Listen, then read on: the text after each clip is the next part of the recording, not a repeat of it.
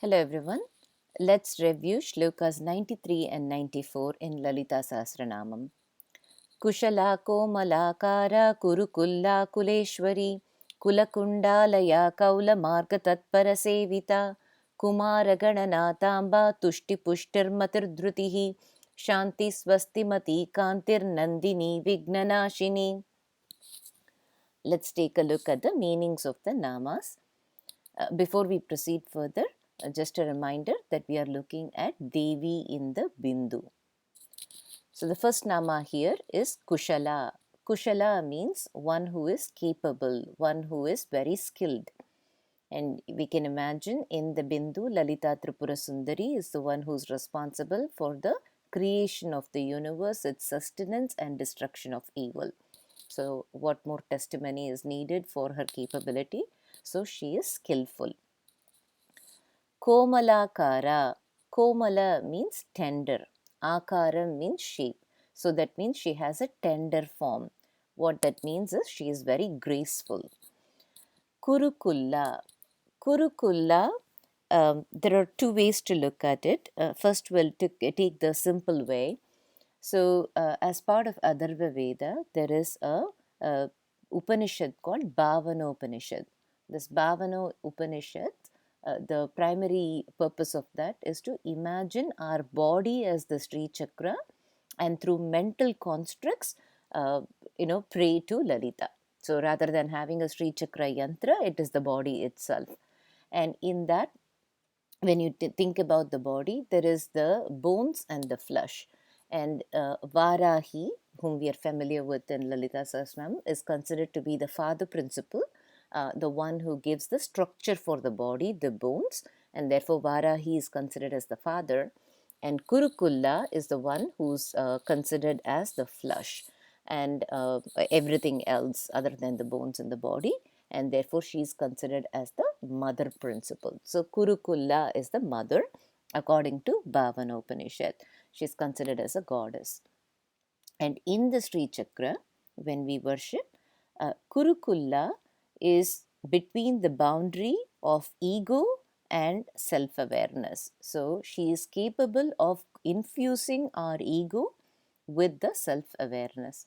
So what does that mean? If you look at all of Sanatana Dharma, the goal is Sat Chit Ananda. And that Sat is called as truth. Chit is consciousness, Ananda is bliss. And the fundamental idea there is we become eternally happy when we realize our true self. So then there is a question of what is that true self, and that is the whole path of liberation, whether we pursue Jnana Marga or Bhakti Marga or Karma Marga. Getting to that realization is the goal. And if you look at that Sat, Chit, Ananda, the Sat is the being. Sat is called as truth. And truth is something that never changes. That means that is the constant one and it is the I. That is the true self.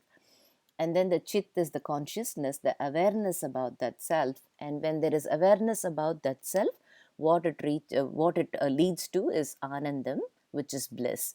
The bliss is not a euphoric state where suddenly we are always happy and high, etc.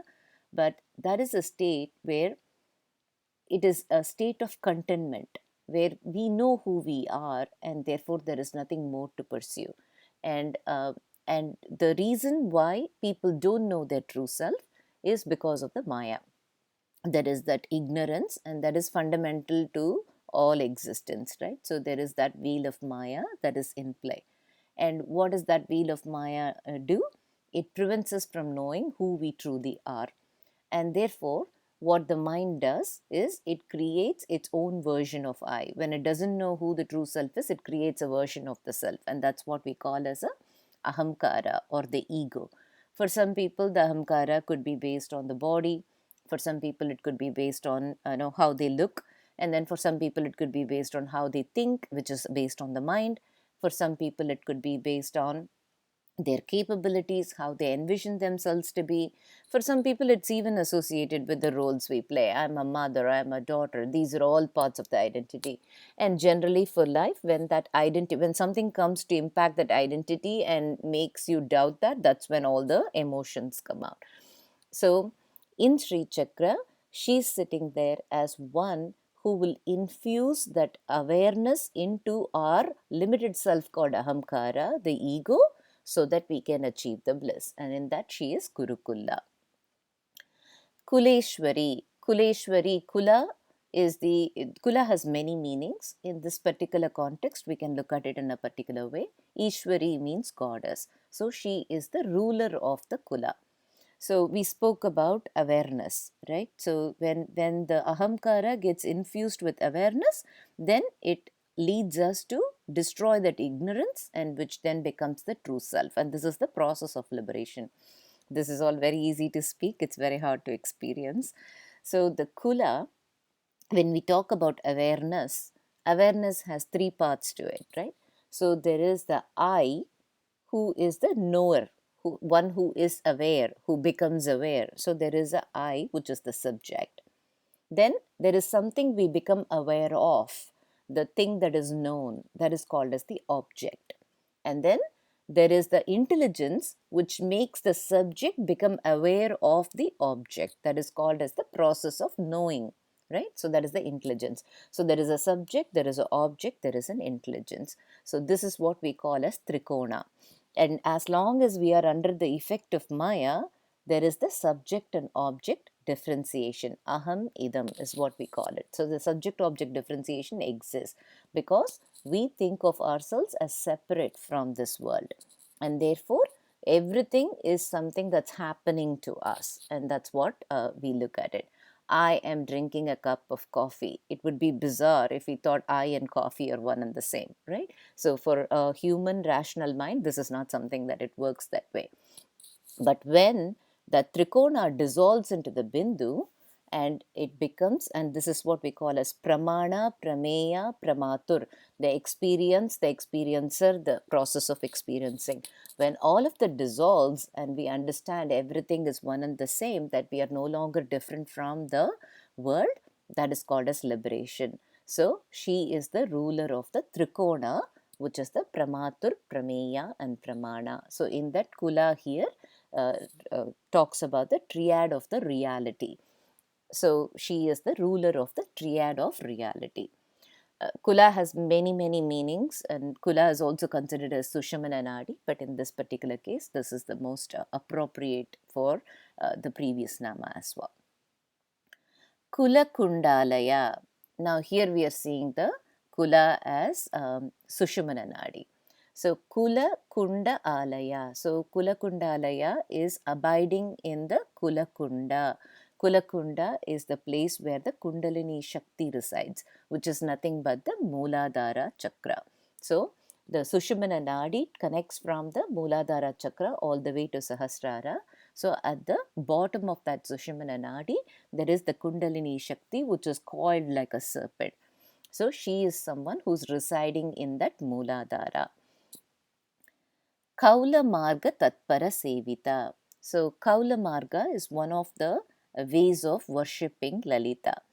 Tatpara means those who are engaged in. Sevitā means worshipped by. So she's someone who's worshipped by those who are engaged in Kauḻa Marga. So there are generally three broad ways of worshipping Lalita. One is Samayachara. Samayachara is all according to Vedas, and it does only those things that are socially accepted. So it's called as a right-handed path. And then the opposite extreme of that is Kauḻa Marga, where it's called as a left-handed path. And in Kauḻa Marga, they allow for the 5 makaras. So they are allowed to eat meat, they're allowed to copulate with women, they're allowed to take alcohol, they use the mudras, and then all of those is allowed.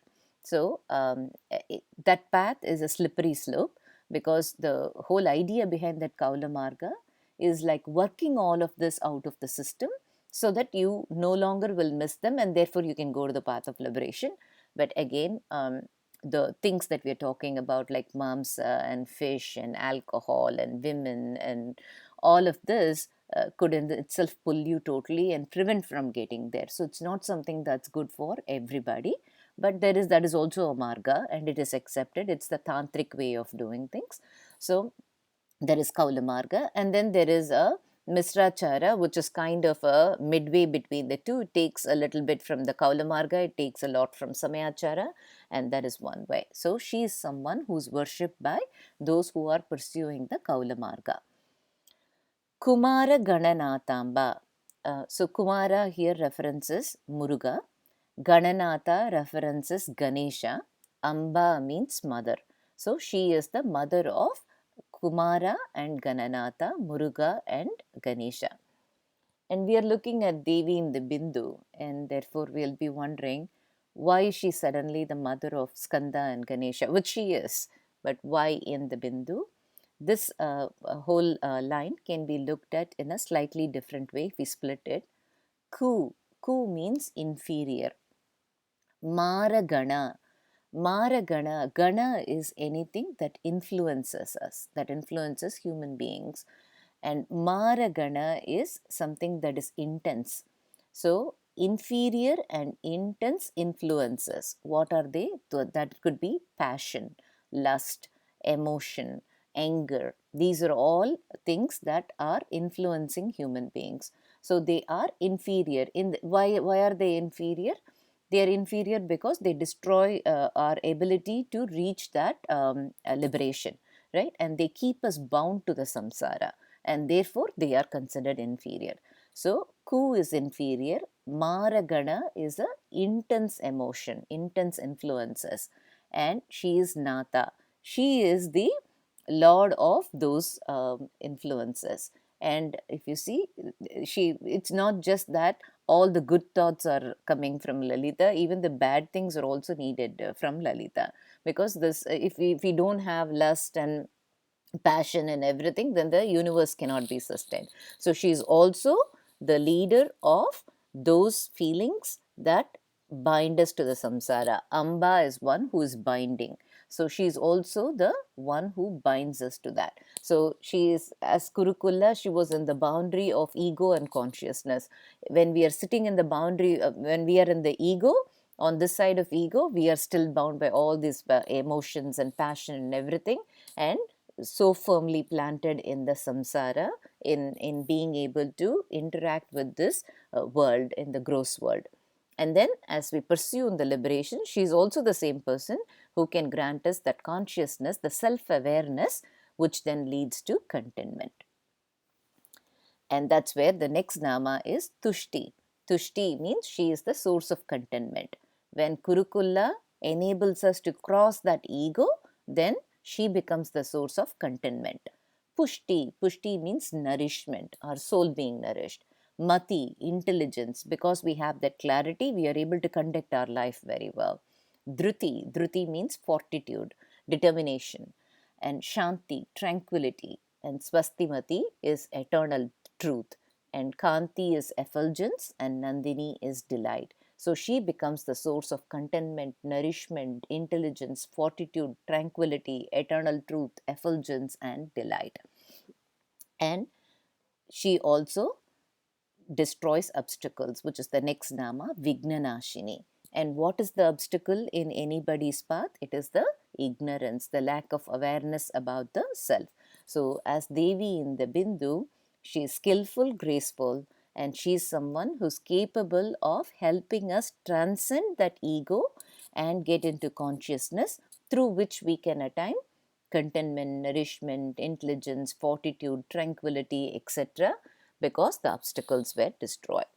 So we've covered all the namas in here, and today we'll see a story related to the nama Kumāra gaṇanāthāmbā. So once upon a time, there was a Chera king. His name is Cheran Perumal. All the Chera kings are called as Cheran Perumal. And this particular king was an ardent devotee of Shiva. And even though he was born as a king, his heart was always in worshipping Shiva. he did not want to rule the kingdom or anything like that.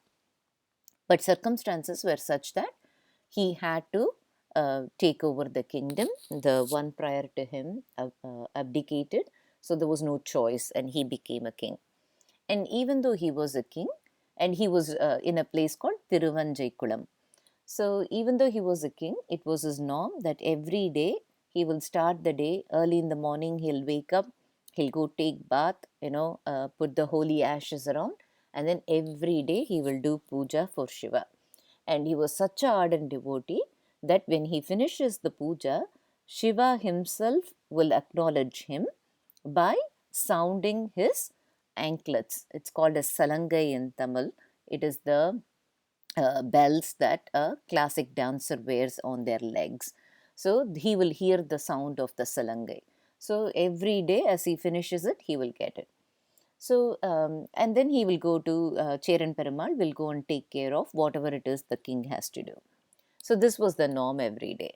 One day, Cheran Perumal was doing the puja, and he finished the whole puja, but he did not hear Shiva's salangai. And Cheran Perumal thought, he must have done something really bad that day, and that's why Shiva did not sound the bells that he normally sounds. And so Cheran Perumal thought, if I have offended Shiva, then there is no purpose in my life, because he's an ardent devotee of Shiva. It's all about Shiva for him. Being a king is only because the material world requires that of him. It's his duty to do that. Therefore, he's doing it. But otherwise, his heart is really only in this. And he thought, if I've offended Shiva, then there is no point in living. Then he's about to kill himself. At that time, Shiva immediately intervened and he said, no, stop, Cheran Perumal. It's not like you did anything wrong. Today, I was listening to one of my devotees sing Tevaram, and I was so mesmerized by the beauty of that Tevaram and the way he sang that I completely forgot to sound the bells when you finished your puja. So that is not your fault. It is my fault that I was mesmerized. Now, Cheran Perumal is surprised. He's thinking, who's this devotee who can even get Shiva to be mesmerized? And we all know if Shiva stops doing what he is doing, then the whole universe stops. So he was wondering, who's that person? So he asked Shiva, who's that? He said, I have a devotee called Sundaramurti Nayanar, and he sang this Tevaram that was so beautiful. So now Cheran Perumal is now all eager. He has to go and see who is this person who is even capable of mesmerizing Shiva. So he wants to go, and he went all the way, met Sundaramurti Nayanar, and he made him sing Tevaram. And Cheran Perumal really loved how Sundaramurti Nayanar sang it. If Shiva can be mesmerized, what about normal human beings? Everybody will be mesmerized. And Cheran Perumal could not get his fill of that Tevaram. Every time he sang, he wanted to hear more. He wanted to keep hearing more. And then Cheran Perumal stayed there for a long time, kept listening to it. And then he realized that he is never going to be satisfied. He wants to keep hearing this. But he is a king. He can't leave all his work and then just come and stay where Sundaramurti Nayanar is. So he asked Sundaramurti Nayanar, will you be able to come with me to Thiruvanjaikulam? So that way you stay in my palace and I can listen to you whenever I want to, and I can also do the job that I have to do. And Sundaramurti Nayanar was at that time pretty much towards the later stages of his life, and he also didn't have many attachments where he was living. So, and he really liked Cheran Perumal. They developed such a thick bond of friendship. So he said, okay, fine, I'll come. So he went to the palace and he stayed with Cheran Perumal. So life was going on like this, and these two became very good friends. And the Cheran Perumal made sure Sundaramurti Nayanar was well taken care of in the palace. He had all the comforts. As time passed by, Sundaramurti Nayanar had come to a stage in his life where he wasn't interested in this material life anymore. He decided it was time to end this and go back to Shiva and always be at the feet of Shiva. So then he started to pray towards Shiva, and he sang a padigam and he said, you know what, this is enough. Please take me to your Kailasa. So I'll be with you forever. So once Shiva heard this, obviously Sundaramurti Nayanar is such a ardent devotee of Shiva, and more than a devotee, Shiva and Sundaramurti Nayanar are almost like friends. And so immediately Shiva called Indra and said, take Airavata, the white elephant, and take some of the Sivaganas and in grand pomp and show you go get Sundaramurti Nayanar to Kailasam. So immediately as soon as Shiva has ordered, Indra has taken the Airavata, a grand procession is coming. So they are all reaching the palace, and Sundaramurti Nayanar was told, hey, look, Shiva sent all of us so that we can bring you to Kailasa. It looks like you asked him to take you to Kailasa. So at that time this was all happening. It was early in the morning, and Cheran Perumal as usual had gotten up and went to the river to take bath. And so Sundaramurti Nayanar was actually very thrilled that that he's now going to Kailasa, is going to be with Shiva forever. But the one thing that Sundaramurti Nayanar thought was, I've been in his palace for so long, I've been such a good friend of his. Before I leave, I wish I could tell him. And so he asked Indra, can you just wait for a few minutes, let Cheran Perumal come? Indra said, no, Airavata and all can't wait for anybody. You have to get in immediately. So Sundaramurti Nayanar had no other choice, so he hopped onto the chariot and all the procession is starting. Cheran Perumal, who was taking bath in the river, because of his connection with Sundaramurti Nayanar, immediately could sense that Sundaramurti Nayanar is leaving. So he had this telepathy, both of them. Immediately he could sense the feelings of his friend. And so he got out of the river and he had his white horse that was waiting nearby, the king's horse. He jumped onto the horse and then he started to go towards the palace. He had to reach the palace immediately. But as he was reaching the palace, he saw that the Airavata and the chariot and everything is going on the sky. So immediately Cheran Perumal decided to follow that procession. So he wanted to go. But that is Airavata, it's a divine elephant, and how it can go versus a normal horse that's on the earth, it cannot go like that. So it was not able to go fast enough. So immediately Cheran Perumal whispered the Om Namah Shivaya mantra in the ears of the horse, and the horse started flying. So now Airavata is going, and then behind that the horse is also going.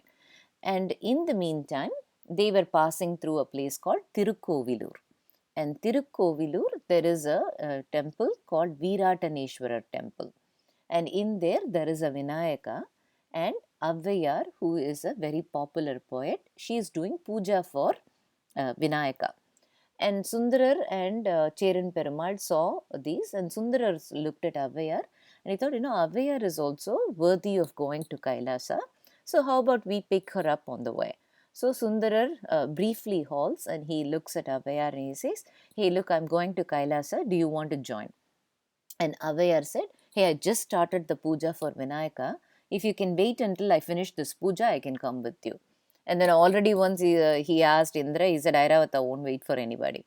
So immediately Sundarar said, no, Airavata and all can't wait for anybody. If you want to jump, hop in right now, you can come. Otherwise, we can't take you. Then Avvayar said, no, I can't leave the puja in the middle. I have to complete the puja. If you're not able to wait, it's okay, you go on. It is all right, I'll go one other day. And we all have to catch something here. Going to Kailasam is the goal of every single person, right? So in a whole Sanatana Dharma, everybody says forever they have to be at the feet of the God, whether it is Vaikundam or Kailasam, that's what they all look at, right? So then there is no more birth, and therefore you can forever be in the feet. And here she's getting an offer to go to that Kailasam. And you can imagine Avvayar is saying, no, I have to finish the puja for Vinayaka. She did not decide that's the end result for me, let me cut short this and puja or anything, I'm getting the result, let me jump in. She was holding steady to the bhakti that she had on Vinayaka. So she did not go. And so Sundarar and everybody left. And so Avvayar was doing the puja. Of course, no human being can just refuse Kailasa and not be perturbed by that, right? So Avvayar did feel that she missed the chance to go to Kailasa. But anyway, she had taken the puja. It was not okay to leave the puja halfway. So she went ahead and completed the puja. And as soon as she completed the puja, that day, Vinayaka appeared in person for her. And he said, I'm very pleased with your puja. Tell me what you want. Vinayaka was testing to see whether she still has this lurking desire to go to Kailasa. Maybe she'll ask him to take her to the Kailasa. But Avvayar said, what, if I did a puja and you yourself appeared in front of me, what more there is for me to ask? And then he immediately blessed her And he said, you know what, I'm feeling very happy today. I want to hear you sing a song, compose a poem, because she's a poet. So then instantly Avvayar composes a poem called Vinayagar Agaval.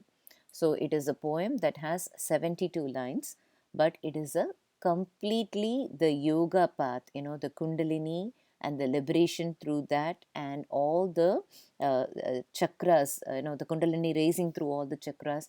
It completely encompasses the whole yoga path, and it's a very important poem around yoga and how the Kundalini energy can rise. And it talks all about the pranayama and how you can make the energy rise. And she says that it was Vinayaka who imparted that knowledge, who kindly showed her that path, and who made her understand how to recognize her true self. So it's liberation through the Kundalini energy awakening, and all the things that you can do in order to awaken that Kundalini energy. So she sings that particular song. So Vinayaka is extremely pleased after Avvayar sang that song. It's only 72 lines, but it's actually very potent. It is a norm for many people in southern India to sing this regularly. So she sang all of that, and Vinayaka was very pleased. Immediately, without Avvayar asking, he just picked her up with his trunk and directly placed her right in front of Shiva and Parvati in Kailasa. So then the Sundarar and Cheran Perumal, they're all coming, and finally they reach the entrance of the Kailasa. And if you see, Sundarar was allowed inside Kailasa because he requested and Shiva granted, and that's why he came. Whereas if you look at Cheran Perumal, he was not asked by Shiva to come to Kailasa, he just followed. And Kailasa is not a place where anybody and everybody can go just like that if they wish to. So then Cheran Perumal sings a padigam, and after that Shiva is pleased with that padigam and Shiva admits him into Kailasa. So Sundarar and Cheran Perumal both are walking inside Kailasa. They are going right in front of Shiva and Parvati, and they see Shiva and Parvati, and then who else they see? They see Avvayar sitting there, happily stretching her leg, sitting in front of Shiva and Parvati. And Sundarar is really stunned. He said, what? You said you had to do the puja and you were praying, and we were still flying here and coming, and we crossed all this distance. How did you manage to come here? So at that time, Avvayar says that, if you believe in Vinayaka, if you have true bhakti towards Vinayaka, then all this crossing any distance is not a big deal. So in Tamil, the poem goes like this: Madura mori nallumayal siruvan malaradiye mudira ninaya vallarku arido mugil pol muழங்கி அதிரவரும் யானையும் தேரும் அதன் பின்னே சென்ற குதிரையும் Kadam kidaviyum kadam kulamannane. So he says anyone who is worshipping the son of the of Umayal. Umayal is nothing but Parvati, Devi here. So who is she? She is a very sweet natured, Madhura Mori. She speaks sweetly, she is sweet natured. Even in Lalita Sahasranam, we'll say she is Swabhava Madhura. She is sweet by nature. So Gaṇanāthā, Ganesha, is the son of Parvati, and he has imbibed the same sweet nature. So when you worship Ganesha, then immediately he grants whatever our deepest desires are. And this is actually the way to live stress-free, where we let all our desires be in the feet of the God. And this is complete surrender. We don't have to want anything for ourselves. If we just leave all our desires at the feet of the God knows what we want, what we need at what point in time, and will grant it. So this story is an example of how when we surrender ourselves to God and just stay focused on the path of bhakti, whatever our deepest desires are, they will come to happen. So they will be fulfilled by God. God knows what to give at what point. And also it connects to kumāra gaṇanāthāmbā, because Avvayar acknowledges that Madura mori nallumayal siruvan. So she says Ganesha is the son of Parvati, who is sweet natured. So that is one thing. And then there is also a small story about Avvayar and Kumāra. So we all know that Lord Muruga is the lord of the ego. So anytime somebody has too much ego, then Muruga makes sure that that is removed. And Avvaiyar is a poet, and towards the middle part of her life, she's someone who is respected by all the three kings, and she has very high influence, political influence as well. And she is also someone who is in the path of liberation, so she has all these high divine thoughts. And one day, Avvaiyar was walking by a forest, and she was deep in the thoughts. At that time, this the more we know, automatically there is a level of garvam that comes with it. And sometimes people may not be conscious about that, but that is something that will come by. So Avvaiyar was in that stage of her life. And at that time, Kartikeya decided that he was going to tackle that. So he was in the form of a shepherd, and he had all these goats and lambs, and he was sitting in the forest on top of a tree. And he stopped and he said, he saw Avvaiyar, and Avvaiyar is an old lady, so he asked her, "Hello, Granny, how are you?" And Avvaiyar was so deep in thinking about something or contemplating a poem or thinking about stuff. And she thought, who's this guy? And she didn't even acknowledge him. She just walked by. Again, he called her, and she was feeling like he was disturbing her too much. So he grudgingly acknowledged. And then the boy asked, "Are you hungry? Would you like some fruits?" And then she looked up and she said, "Please don't disturb me. I'm thinking about something seriously. Don't talk to me." And this boy wouldn't let go. He persisted, and he said, "Are you hungry? Do you want a hot fruit or a cold fruit?" Now Avvaiyar was a bit surprised. What, hot or cold fruit? What? How can fruits have hot and cold? So she thought, this boy's saying something. I don't want to talk to him. And she kept on walking, and he wouldn't let go, and he was very persistent. Again asked, "Do you want hot fruit or cold fruit?" Then Avvaiyar thought, oh my gosh, this boy just doesn't understand. I have so much, I'm well educated, I'm well connected, etc. And I have so much to think about. This simple shepherd boy is not letting go, and he's disturbing me constantly. But she thought maybe the best way is to give him an answer, that way he will stop. So she said, "Oh, why don't you give me a cold fruit?" So then he shook the tree on which he was sitting, and there were lots of fruits there, and they all fell down. And those fruits were all ripe. And so when they all fell on the mud, some of them just opened up, and there was a little bit of sand that is stuck in there. So Avvaiyar picked up that, and she started to blow it. So then the boy was sitting there, and he asked, "Oh, is the fruit hot? Is that why you're blowing?" It was a word play. In Tamil, it's called Suttaparam and Sudadaparam. And Sudadaparam means one that is cold. So he asked, is it now hot? Is that why you're blowing? So then Avvaiyar was a bit surprised. She had never thought of it in this context. And now the simple shepherd boy could think about it like that. And then she realized that he was none other than Muruga.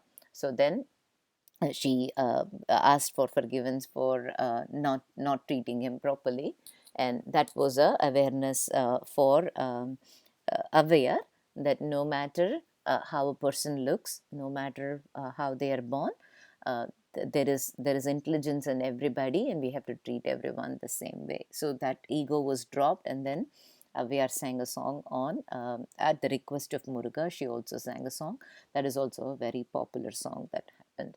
So those are the two stories about Kumāra gaṇanāthāmbā. That's all for today. Thank you.